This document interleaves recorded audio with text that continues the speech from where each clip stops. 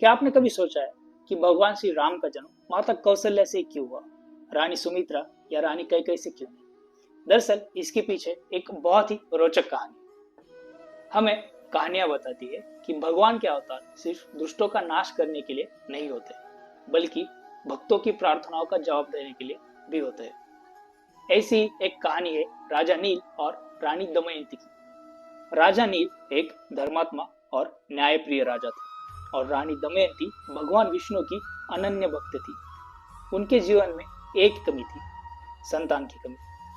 संतान प्राप्ति के लिए उन्होंने कई यज्ञ और दान किए, लेकिन कोई फल नहीं मिला। फिर उन्होंने भगवान विष्णु की तपस्या करने का निश्चय किया। उन्होंने राजमहल का सुख त्याग दिया और जंगल में घोर तपस्या करने के लिए चले गए।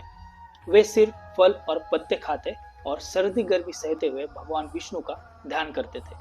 उनकी तपस्या सालों तक चली। राजा नील और रानी दमयंती की अटूट भक्ति देखकर भगवान विष्णु प्रसन्न हुए। जब भगवान ने उनसे वरदान मांगने को कहा तो उन्होंने विनती की कि भगवान स्वयं उनके पुत्र के रूप में जन्म ले। भगवान ने उनकी प्रार्थना स्वीकार कर ली और उन्हें वरदान दे दिया।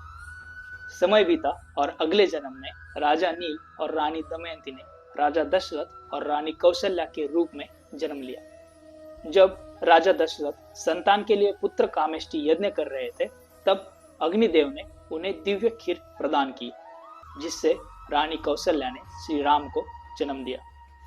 इस प्रकार भगवान विष्णु ने अपने भक्तों की तपस्या का फल दिया और मर्यादा पुरुषोत्तम श्री राम के रूप में जन्म लेकर धर्म की स्थापना की। जय श्री राम।